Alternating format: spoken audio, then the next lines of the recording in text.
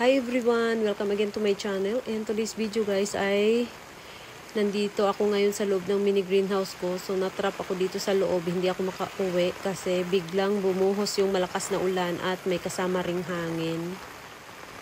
So kanina lang mga 10 minutes ago ay napakatirik ng araw, tapos ayun biglang umulan ng napakalakas. So, nagpunta ako dito para lang sana magsara ng plastic ng mini greenhouse ko kasi nga may expected kaming ulan mga 30 minutes after, pero hindi umabot ng 30 minutes. Tamang-tama pagkababa ko ng plastic ay ayun, bumuhos yung napakalakas ng ulan at may hangin din. So, umaalog-alog yung yung UV cut ko sa labas, ayan. So, antayin ko na lang humina yung yung ulan at i-share ko na rin sa inyo. Ito nga pala yung tinanim ko kahapon. Nagtanim ako ng mga nakolekta ko mga dahon sa flower stalk at yung mga ibang mga dahon na nagkaroon ng mga stem rot. Ayan, nagtanim ako kahapon. So, yung iba dito ay may mga ugat na. Tapos, nagtoppings ako dito ng kanuma. Yung kanuma nga pala ay maliit. Ano siya? Parang munggo size lang siya. Yung laki ng kanuma. So, nilagyan ko ng toppings para yung ugat nila ay matabunan. Tapos, ito yung mga, nakolekta kong dahon, yung mga nagkaroon ng damage. So, late ko na nga pala to siya napansin na mayroon pala din siyang damage sa dahon. Nagkaroon din siya ng mga sunburn. So, ang ginawa ko, tinudo ko na lang talaga. Lahat ng dahon dun sa mother plant, tinanggal ko. So, kinalbo ko yung mother plant. So, wala na yung mother plant at ito na lang yung mga natira, yung dahon. So, ayan. So, sana magkaroon siya ng mga babies. Tapos, nung nakaraang video nga pala na yung mga na-damage kong succulents, dahon na lang ni ebony ang natira. So, yung mga ibang dahon ay wala na talagang natira. Wala na pag-asa. Nagmashi na sila lahat. So, si ebony na lang yung natira. At ito naman siya, si Monroe. Ito siya ay galing dito sa loob ng mini greenhouse ko na garden kasi nagkaroon ng stem rot yung Monroe ko dito. So, yun, kinalbo ko na rin. So, yung mga dahon niya ay may mga ugat na yung iba at yung iba naman ay may mga pimples na. Tapos, yung iba naman ay galing doon sa flower stalk at nagkakaroon na rin ng mga ugat. So, hindi pa ako pwedeng umuwi kasi nga, ayan, napakalakas pa rin ng ulan. So, dito muna ako magtambay sa loob ng mini greenhouse ko. Aantayin ko na lang huminto yung ulan. At naglipat din ako kahapon ng mga babies. So, yung walang mga dito ay tinanggal ko na kasi ito yung pinalit ko. Pinatong ko kasi yung mga nasira kong ibang succulents. Ayan, ito si nga pala to siya, si Red Ball. So, nagkaroon siya ng stem rot. Tapos, tinanggal ko na yung nabulok na parte. Tapos, dito siya galing. Ayan. So, kung kailan pa siya nagkaroon ng mga babies, saka naman siya nagkaroon ng stem rot. At napaka-soft ng dahon niya. So, ayan. So, sana hindi siya matuluyan at magkaroon pa siya ng mas maraming babies. Kasi nga, na-head cut na siya. Tapos, eto naman siya. Nagkaroon din siya ng stem rot, ayan. So, dito siya galing. Ayan, dyan sa gitna. So, mother plant nga pala siya, nagka-stem rot siya. So, yung natira na lang ay mga babies. So, nagtanggal din ako ng mga dahon dito para i-propagate. So, no name siya. At ito naman si ebony, ayan. Yung dahon na lang niya ang pwede nating gawing leaf propagation. So, ayan. At okay naman yung niya, puno niya. So, ayan. Sana magkaroon siya ng bagong mga suloy. Tapos, yung mga natanggal ko dito na mga dahon, sana magkaroon ng mga babies. So, i-share ko na lang din sa inyo yung mga succulents ko na may mga frills or kumukulot yung dahon. So, isa na to si Madiba, ayan. So, yung dahon ni Madiba sa ilalim ay nagpipink-pink. So, ayan. Ito ay napaka-common na succulents. Ayan, si Madiba.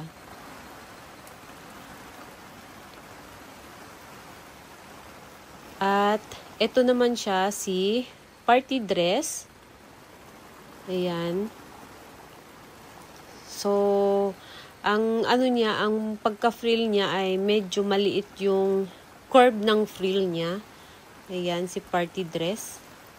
So, maganda pa rin yung kulay niya at nagpipink pa rin. At mas lalo pa siyang nagpipink kapag na-stress na siya sa winter. Ayun. So, mas lalong gumaganda yung kulay niya kapag taglamig. So, pinky-pinky. At syempre, si Crispy Beauty. Ayan. Bluish yung kulay niya dahil sa kapal ng farina. At ngayon ko lang napansin, kung hindi ako nag-video, hindi ko malaman na may mga babies pala siya sa ilalim na ang dami. Kasi ang alam kong babies niya ay 3 lang. Tapos maliit pa. Ito lang yung pinakamalaki sa lahat na nakita ko dati. So, ayan.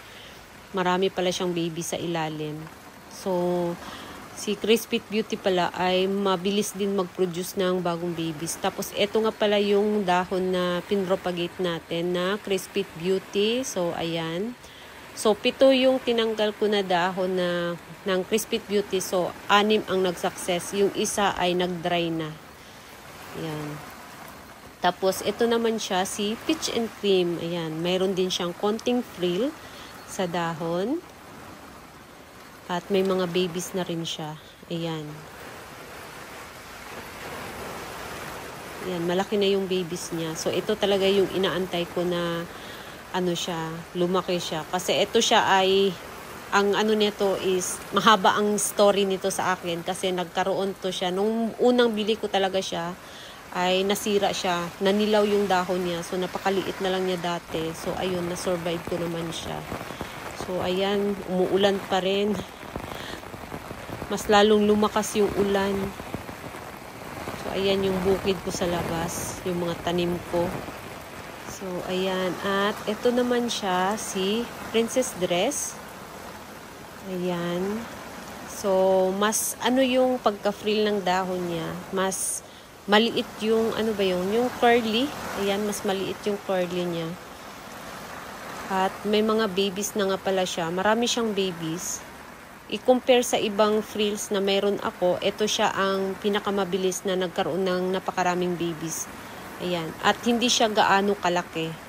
Hindi katulad nung iba kong frill na succulents, talagang mas malaki pa sa kamay ko. Ito siya ay kasing laki lang ng kamay ko. Ayan. So, ayan guys, pumasok na yung tubig. Ayan. First time ko to. Ayan, binaha yung sa loob ng mini greenhouse ko. So, first time ko tong na-experience na bahain yung loob ng mini greenhouse ko. Ayan. So, yung mga ibang succulents ko naman ay nakapatong naman sila. So, okay lang. So, yan lang si, blue jelly beans ay hindi siya nakapatong. So, ayan, makareceive na siya ng tubig. So, ito naman siya, si si party dress. Ayan. So, ito yung malaki kong party dress na magkamukha ni Takasago no Uki na. So, inoobserbahan ko pa rin sila kung ano yung kaibahan nila. Kasi nga, kapag sobrang laki niya, magkamukha sila ni Takasago no Uki na. So, eto si Takasago no Uki na, may mga itim-itim na sa dahon. Ayan. Nangitim na yung mga dahon niya dahil nga sa taas ng humidity dito sa loob ng mini greenhouse. So, yan, nagkakaroon siya ng mga itim-itim. Kahit hindi ko siya diligan, nagkakaroon talaga siya ng mga itim-itim sa dahon. At maganda pa rin yung kulay niya, pinky-pinky pa rin. Ito ring isa, ayan, si party dress din. Maganda rin yung kulay niya. At ito naman siya, si Dix Pink. So, ito siya sa lahat ang pinaka na yung curl niya. Yung napaka-pino. Ayan. Yung curl ng dahon niya. So, sana mas lalo pa siyang lumaki para mas makita ko yung curly ng dahon niya kung ano yung hitsura. So, yung may mga curl sa dahon pala ay napansin ko yung gilid ng dahon niya. Nagpipink pa rin siya kahit mainit yung panahon. May mga pinky-pinky pa rin sa gilid ng dahon niya. So, ito siya mas darker yung pagka-pink niya kapag na-stress siya sa winter time. So, ito paulanan ko na lang kasi may tumutulo dito banda. Ayan. Ilagay ko dito. para maano siya, makareceive naman siya ng tubig. Ayan.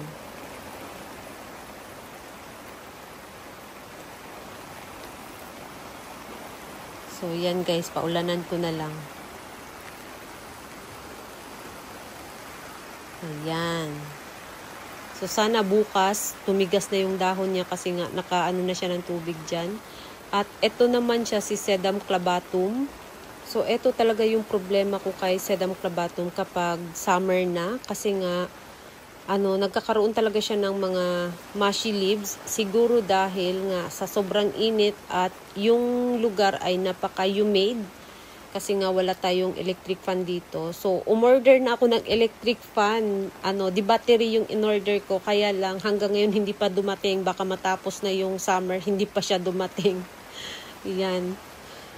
So, ayun. Yun yung ganap dito sa loob, guys.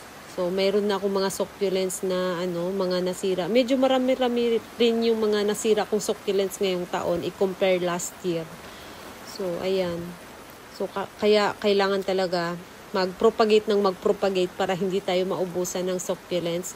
Lalo na kapag yung succulents mo ay nag-iisa lang. So, kailangan mong i-propagate para meron kang reserba. Ayan. So, eto naman siya, si Loti. Ayan. So, si Loti, so far, okay naman siya. Meron siya mga konting damage, pero hindi katulad kay Sedum clavatum na talagang, nakalbo na siya. So, eto ay, ayan, marami pa rin siyang mga dahon. At medyo makapal yung niya, napansin ko lang, medyo makapal yung farina niya. So, ayan guys, yung ilalim ng patungan ko, binaha na, pumasok na yung tubig. So, dyan sa gilid, medyo inano ko naman na hindi siya pasukin ng tubig. Yung parang nilagyan ko ng konting, ano ba yun? Paumbok. Kaya lang, ayan, pumasok pa rin yung tubig. So, ayan, binaha na yung loob ng mini greenhouse ko. So, first time ko talaga itong ma-experience. Yung mga propagation ko ay nakapatong naman sila. At yung blue jelly beans lang ang hindi nakapatong. Ayan. So, malakas pa rin yung ulan at hindi pa rin ako makauwi. Ayan. So, yan yung ganap ngayon. Binaha na yung mini greenhouse ko. So, yun lang guys ang latest update dito sa loob ng mini greenhouse ko. So, thank you so much for watching and please don't forget to subscribe and like to my channel. Sa hindi pa nakapag-subscribe, please subscribe my channel at i-click nyo na rin ang bell button para ma-update kayo pag nag-upload ako ng bagong video. Thank you so much for watching and see you on my next video. Bye-bye!